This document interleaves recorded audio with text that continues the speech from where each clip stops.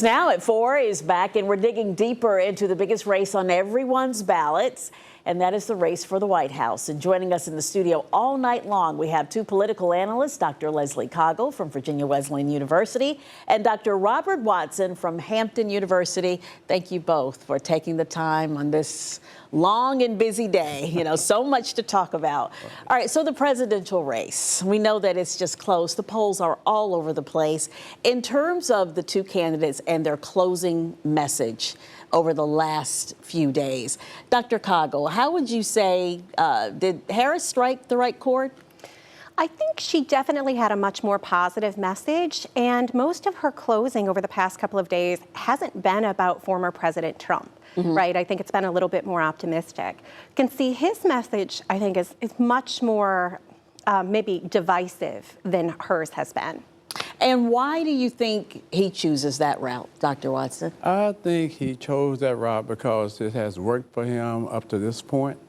But I think people will undoubtedly see that these are two different messages, and the person who delivers, I think, the most positive message will in fact be elected president. Are you hearing anything about voter turnout so far, how it's looking for either candidate, Dr. Caughell? So anecdotally, I'm hearing that turnout in some of the battleground states in the Midwest on college campuses is a little higher than maybe people expected. But I don't have any information at this point in time that's reliable, right? Yeah. I think these early turnout kind of predictions and analysts around it are kind of like tea leaves, right? Exactly, exactly. What about you, Dr. Watson? Are you here?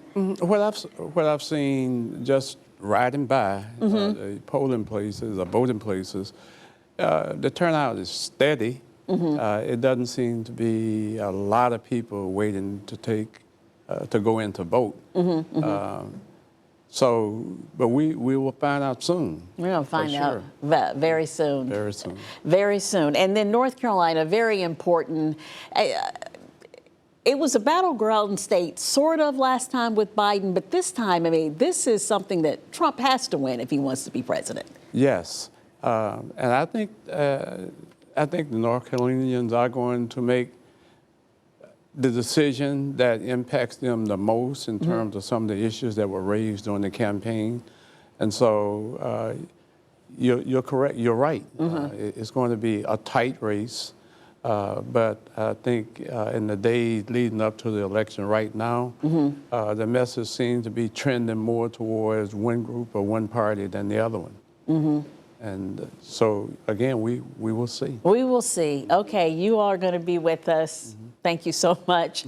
All night long for election night coverage. And we're going to begin our coverage of the results starting at 7 p.m. on the 13 News Now Plus app. It's available for free on your Roku, Fire TV, and Apple TV. Thank you. All right.